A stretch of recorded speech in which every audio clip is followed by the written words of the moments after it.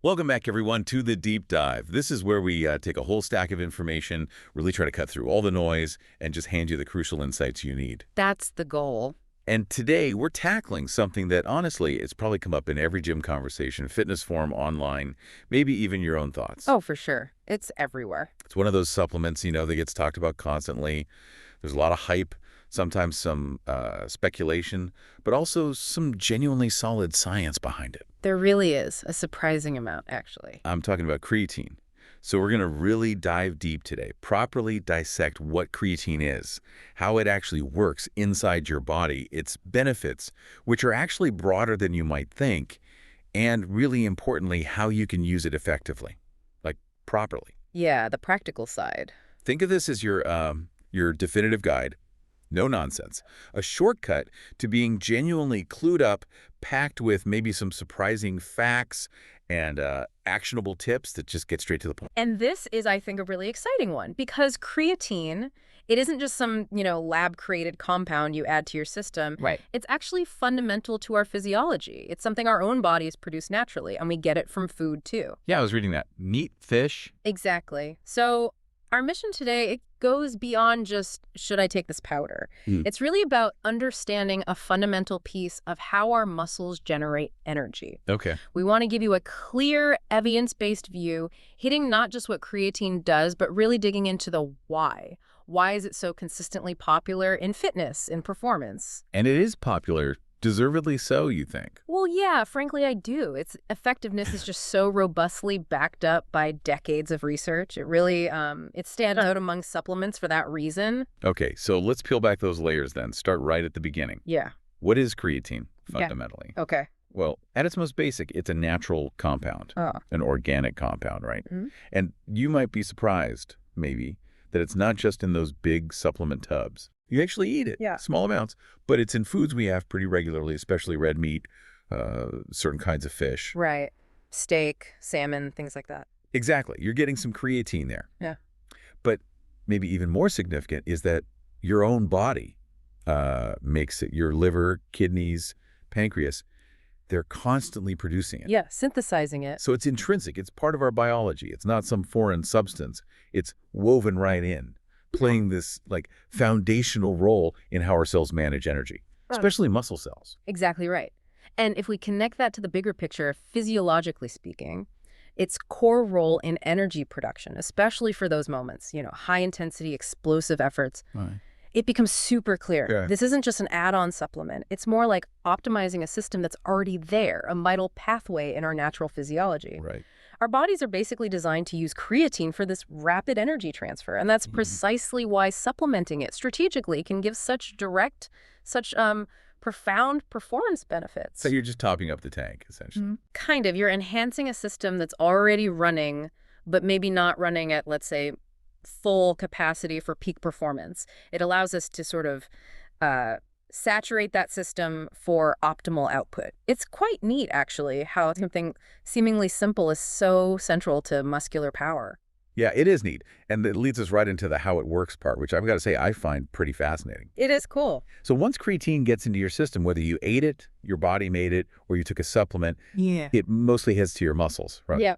And gets stored there. Primarily, yes. Over 90% is in the muscles. But it doesn't just sit there as creatine. It changes. It becomes phosphocreatine. Correct. It gets phosphorylated. Phosphocreatine. Okay, and that's where the magic happens, you're saying, because it has this specific, really important job. It helps regenerate ATP, adenosine triphosphate. The energy currency. Exactly. ATP is like the direct, immediate cash your body uses for almost everything, but especially for those quick, explosive moves. Short bursts of power, speed. Yeah, think sprinting, jumping, that last heavy rep. That's ATP doing the work. Yeah. And this is the key bit, right? ATP gets used up incredibly fast. Very quickly. Like a super high performance battery. Right. Massive power surge. Then bam, it's drained. Your muscles only have a tiny store of ready-made ATP. Enough for what? A few seconds of all-out effort? Something like that, yeah. Maybe 2-3 seconds of maximal work. Okay, so this is where phosphocreatine jumps in. It's like the muscle's rapid recharge station. That's a great analogy. When that ATP battery is drained during intense short exercise, phosphocreatine is right there, ready to donate its phosphate group. Yep, the P in phosphocreatine. To quickly turn the used-up ATP, which is now ADP, adenosine diphosphate, Right, lost a phosphate. back into fresh, usable ATP. It's super efficient, lightning fast, buying your muscles those crucial extra seconds of peak performance. And this brings up a really critical point. Understanding how phosphocreatine replenishes that ATP after it's spent during those intense bursts. Yeah. That really nails down the core mechanism. Okay, break it down biochemically for us a bit. Sure. So picture ATP. It's adenosine with 3 phosphate groups attached, high energy bonds there. When your muscle cell needs energy to contract, an enzyme basically snaps off one of those phosphates, It releases energy. releases energy, powers the contraction, and leaves you with ADP adenosine diphosphate, just 2 phosphates now. Right. Phosphocreatine, meanwhile, is just creatine with its own phosphate group attached. It acts like an immediate on-site reserve of high-energy phosphates. Right. So when ADP levels start rising during that intense work, phosphocreatine quickly hands over its phosphate group to ADP. An enzyme called creatine kinase makes this happen very fast. And boom, ADP is recharged back to ATP. Exactly, recharged instantly. And the implication here is huge. This whole system works without oxygen. It's anaerobic. Okay, that's key for those explosive efforts, right, where you can't get oxygen there fast enough. Precisely. Those powerful movements often outstrip your aerobic system's ability to supply energy via oxygen. So by supporting this super fast anaerobic ATP regeneration, creatine literally lets your muscles sustain maximum effort for longer. Allows you to push harder and longer, like the sources say. In those specific scenarios, yes. High intensity, short duration. We're talking about getting maybe 1 or 2 extra reps on a heavy set, lifting slightly more weight, or holding your top sprint speed for just a bit longer. It makes a real difference. It makes the tangible difference in your training capacity, absolutely. Yeah. And over time, that leads to better adaptation. You're essentially extending your power reserve. Okay, so with that really solid grasp of the physiology behind it, let's switch gears. Let's talk payoff. Tangible benefits. This is where it gets really interesting, right? The stuff that's made creatine such a staple. Yeah, the what's in it for me part. Exactly. And the number one benefit, the most famous one, the one that's been studied to death, is its ability to significantly boost strength and power output. Unquestionably, its primary benefit. And we're not just talking gym rumors here. This is backed by, like, a mountain of science. Study after study consistently shows that taking creatine can lead to a real measurable increase, like 5 to 15% in strength and performance during those short, intense bursts? That range, 5–15%, is consistently reported in the literature for high-intensity, short-duration tasks. Okay, let's unpack that percentage, 5–15%. What does that actually mean for someone listening in the gym, on the trail? Right, let's translate it. For someone lifting weights, that could mean squeezing out an extra rep or 2 on your really tough sets. Or maybe it's the difference that lets you finally move up in weight on an exercise you've been stuck on. Okay, yeah, I can see that being significant. For a sprinter, that 5–15%, it could mean faster acceleration, holding top speed for a fraction longer. That can shave vital milliseconds off your time. And think about athletes in HIIT training, like CrossFit, or team sports basketball, soccer, rugby. Lots of starting, stopping, jumping, sprinting. Exactly. They'll find they can push harder during those explosive moments. A more powerful jump, quicker change of direction, a stronger burst of speed. It's not just marginal, it genuinely elevates the quality of your high-intensity output. And that, as any athlete knows, drives progress. Okay, so the why behind that boost, it links straight back to the ATP discussion, doesn't it? Absolutely. It's a direct link. Having more ATP available more quickly, it just means your muscle cells can keep contracting maximally for longer during those intense periods. Right. Muscle contraction needs energy. Lots of it. It's incredibly energy hungry. If ATP supply drops off, force production inevitably falls. Power output decreases. You fatigue. You fatigue. By speeding up that ATP regeneration, creatine basically extends the time your muscles can work at their peak power. It's like having a bigger, faster-charging battery specifically for your fast-twitch muscle fibers, the ones doing the heavy lifting for strength and power. So more force, more power for longer when it really counts. Exactly. Pushing you just beyond what your baseline ATP stores would normally allow. But it's not just about power in the moment, right? Creatine also helps with muscle growth, increasing muscle mass. Yes. That's another key benefit, and it works through a couple of interesting mechanisms. Okay. Firstly, creatine acts as an osmolyte. It pulls water into the muscle cells. Ah, the cell volumization effect people talk about. Makes muscles look fuller. It does contribute to that fuller look, yes. But more importantly, this increased cell hydration, the swelling, is thought to be an anabolic signal.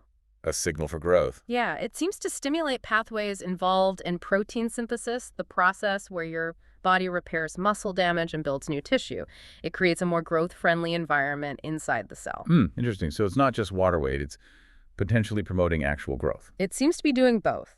And secondly, by allowing you to train harder, lift heavier weight for more reps, like we just discussed, that provides a greater stimulus for muscle growth in the first place. Right. The primary driver is still the training stimulus. Yeah, absolutely. Creatine enhances your ability to train harder, which then drives more adaptation. So the long-term implications for muscle gain are quite significant. Okay. It's crucial to say it's not a magic bullet for growth on its own. You still need that consistent, challenging resistance training. Yeah. But when you combine creatine with good training, It amplifies the results. precisely. Research consistently shows greater gains in muscle size and strength over time compared to training alone. It primes the muscle for a better hypertrophic response. It enhances the return you get from your hard work. Okay, that makes sense.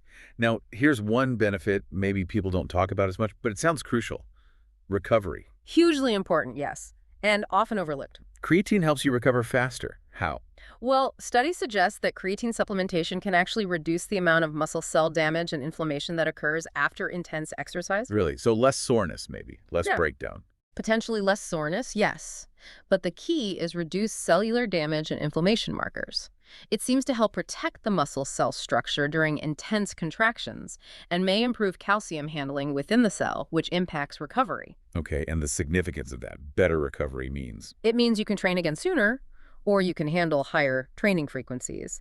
And perhaps more importantly, you can maintain a higher intensity in your subsequent workouts because you're not as beaten down. Ah, okay. It sets up a positive cycle. Exactly. A powerful positive feedback loop. Better recovery allows for more frequent, more intense training.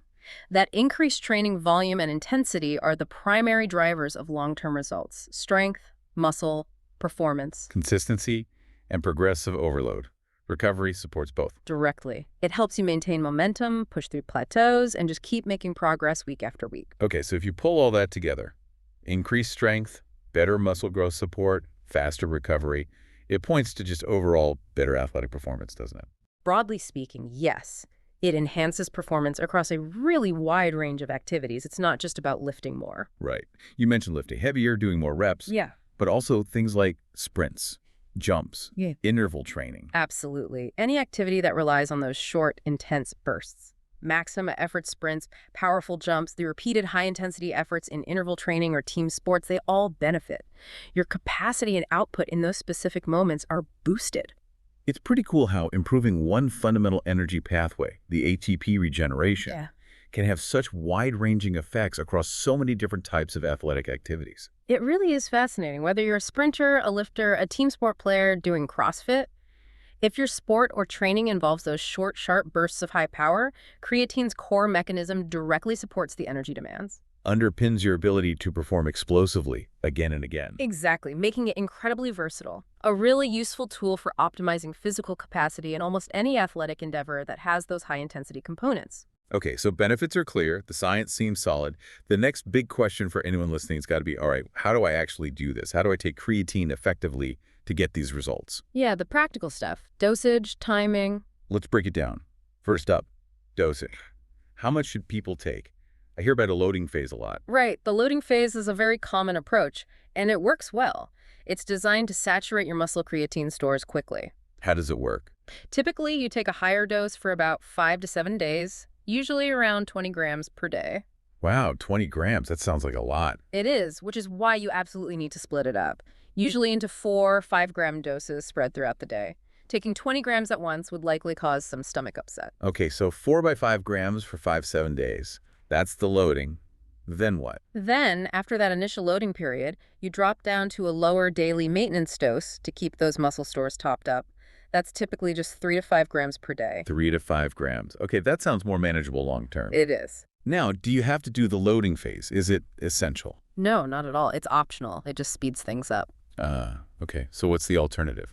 The alternative is simply to skip the loading phase entirely and just start with the maintenance dose from day one. So just take 3 to 5 grams per day consistently. And that works just as well. It works just as well in the long run, yes. The only difference is how quickly your muscles reach full saturation. With loading, you get there in about a week. Without loading, taking 3 to 5 grams a day, it'll take longer, maybe 3 to 4 weeks, to gradually build up and reach the same saturation point. Okay, so loading gets you the benefits faster, but non-loading gets you there eventually with a simpler routine. Exactly. Both methods are effective for achieving full muscle saturation. It really just comes down to personal preference. Do you want the benefits kicking in sooner, or are you happy with a gradual buildup? Got it. So either way works, which is good to know. What about when to take it? Does timing matter? Pre-workout, post-workout, morning, night? That's another really common question. The research on specific timing isn't completely clear-cut, but there is some evidence. Some studies suggest that taking creatine post-workout might offer a slight edge. Post-workout. Why? The theory is that after exercise, your muscles are more sensitive to insulin, and nutrient uptake might be enhanced. So, taking creatine along with some carbs and protein post-workout could potentially lead to slightly better uptake and storage in the muscle, maybe slightly better growth and recovery benefits over time. Okay, potentially slightly better, but how important is that timing, really? Honestly, not nearly as important as just taking it consistently every single day. That's the crucial point. Right. The main benefits of creatine come from keeping your muscle stores saturated over the long term, not from the immediate effect of a single dose around your workout. If trying to hit a specific post-workout window makes you more likely to forget or skip doses. Then you're losing the main benefit anyway.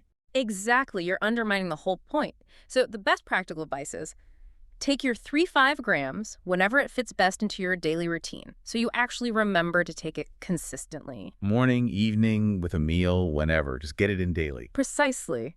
Adherence trumps minor timing optimization for almost everyone. Consistency is king. Okay, crystal clear.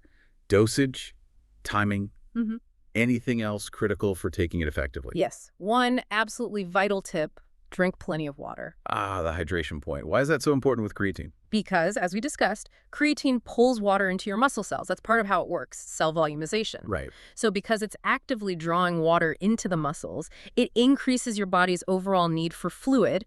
If you don't increase your water intake to compensate, you risk becoming dehydrated. Okay, so you need to consciously drink more water than usual. Definitely. Staying properly hydrated is crucial anyway for health and performance, but it's especially important when supplementing with creatine to support its function and, frankly, to avoid potential issues like cramping or just feeling generally dehydrated. Got it.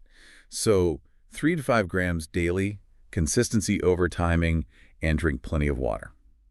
Simple enough. Those are the key practical takeaways, yes. All right, so we know the benefits, we know how to take it, Yeah. but then you go to buy it.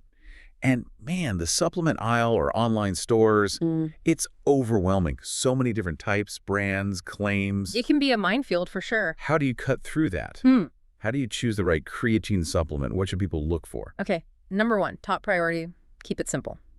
Opt for creatine monohydrate. Monohydrate, just plain old creatine monohydrate. Exactly. This isn't just my opinion. It's based on decades of research. Creatine monohydrate is by a huge margin the most studied, most proven form. It's incredibly effective, it has an outstanding safety record, and it's also usually the most affordable option compared to all the newer, fancier forms you see marketed. Like what other forms are there? I see stuff like creatine HCl, ethyl ester, buffered creatine. Yeah, lots of variations. They often claim better absorption or less bloating or needing a smaller dose. And do those claims hold up?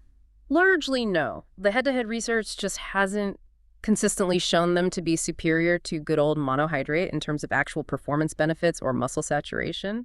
Some might dissolve a bit better, maybe, but for the core benefits. Monohydrate is still the gold standard. It absolutely is. Stick with what's proven and well-researched. Don't get swayed by marketing hype for expensive alternatives that lack the same depth of evidence. Okay, so look for creatine monohydrate. What else? Purity. Does that matter? Purity matters a lot. Yes.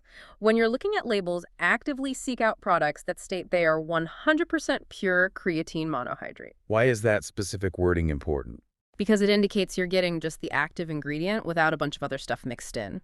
High-purity products are much less likely to contain unnecessary fillers, binders, or, more concerningly, potential contaminants. Right. You want just the creatine. You want just the creatine. Choosing a high-purity product ensures you're getting what you pay for and minimizing the risk of consuming unwanted extras. It's about quality control. Speaking of quality control, what about testing? Should people look for certain certifications? Yes, absolutely. Checking for third-party testing is a really crucial step for any supplement, creatine included. It's a key safety and quality check. What kind of testing are we talking about? Look for seals or logos on the packaging from independent, reputable third-party organizations. Common ones you might see are NSF certified for sport, informed choice, or sometimes USP verified. And what do those seals mean? They mean the product has been independently tested to verify a few critical things. First, that it actually contains what the label says it contains in the amounts listed. Second, that it's been tested for harmful contaminants like heavy metals or pesticides. And third, particularly important for athletes, that it's free from banned substances. Okay, so it's like an independent stamp of approval for safety and accuracy. Exactly. It provides an essential layer of trust and assurance. Given that supplements aren't regulated as strictly as pharmaceuticals, these third-party certs are really valuable for consumers. Choosing brands that invest in this testing shows a commitment to quality and transparency. Good tip.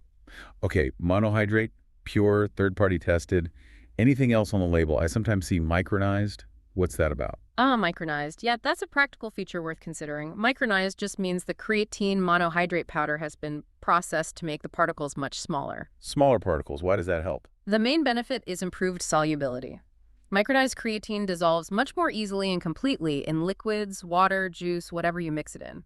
So less gritty stuff left at the bottom of the glass. Exactly. No gritty residue. And because it dissolves better, it also tends to be a bit easier on the stomach for some people. Larger, undissolved particles can sometimes cause minor GI discomfort. So micronized can lead to a smoother mixing experience and potentially better tolerance. Okay, so it may be worth looking for micronized if you've had issues with mixability or stomach upset before. It could definitely help, yeah. Still monohydrate, just processed for better mixing. Got it. And last point on choosing. Yeah. What about all the other stuff sometimes added to creatine products? Flavors, sugars, other ingredients? Right. Be wary of excessive additives. You see a lot of creatine products, especially pre-workouts or all-in-one formulas, that are loaded with fillers, artificial sweeteners, colors, and sometimes quite a bit of sugar. Necessary. Usually not. My strong recommendation is almost always to go for pure, unflavored creatine monohydrate without all the extras.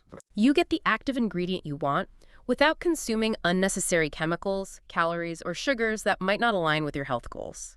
You can always mix pure creatine into something flavored if you want, like juice or a protein shake. Simplicity and purity are often the best bet. Focus on the effective compound. Okay, we've covered a lot of ground. What it is, how it works, benefits, how to take it, what to buy. But let's hit the big one. The question hovering over any supplement discussion. Is creatine safe? The million-dollar question.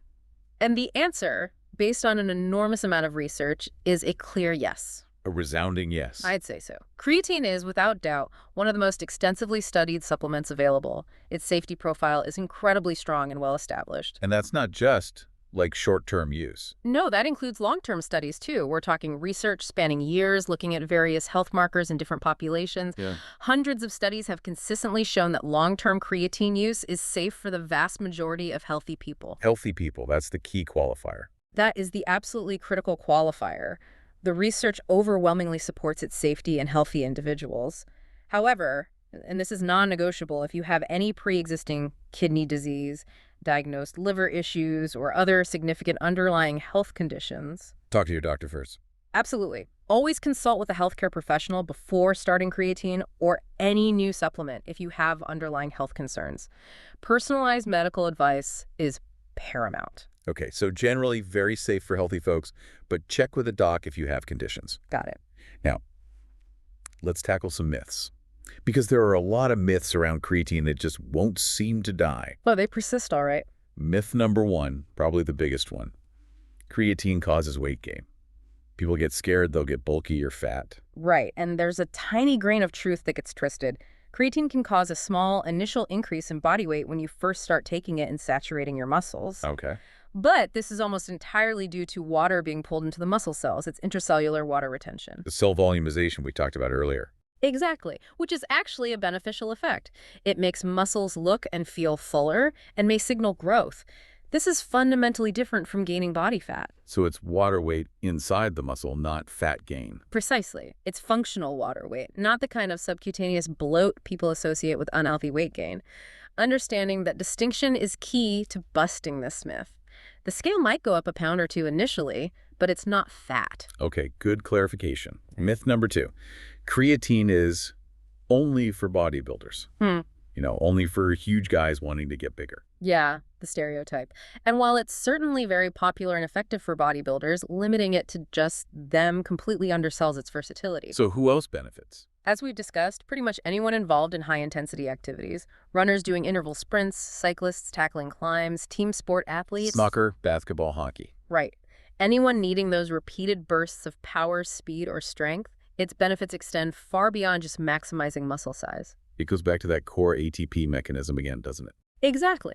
That fundamental energy system boost is beneficial for any activity demanding short, intense bursts of power. Doesn't matter if you're a strength athlete, an endurance athlete doing intervals, or a recreational athlete playing sports. If the activity profile fits, creatine can help. Okay, so not just for bodybuilders. Definitely broader appeal. Myth number 3, another persistent one. Creatine causes dehydration and muscle cramps. Ah, yes, the cramping and dehydration fear. Yeah. This one also comes up constantly. Oh, great. The scientific evidence says no. Numerous studies have specifically looked for links between creatine use and increased risk of dehydration or muscle cramps, and they haven't found one. Provided the person maintains proper hydration. That's the crucial factor we keep coming back to. So if someone takes creatine and doesn't drink enough water, they might get dehydrated or cramp. They might, just like anyone else who doesn't drink enough water, especially during exercise. But the creatine itself isn't the cause. It's the lack of adequate fluid intake alongside it. If you stay well hydrated, the research shows creatine doesn't increase your risk. So it's a hydration issue being wrongly blamed on the creatine. That's exactly how it seems. These myths often arise from misunderstanding the mechanisms or from anecdotal reports where other factors like poor hydration or intense training in the heat weren't accounted for. Relying on the evidence is key here. Okay, we busted some myths, clarified safety. Let's bring it all home. Who specifically should be thinking about adding creatine to their regimen? Let's recap the ideal candidates. Sure. Number 1, pretty obvious.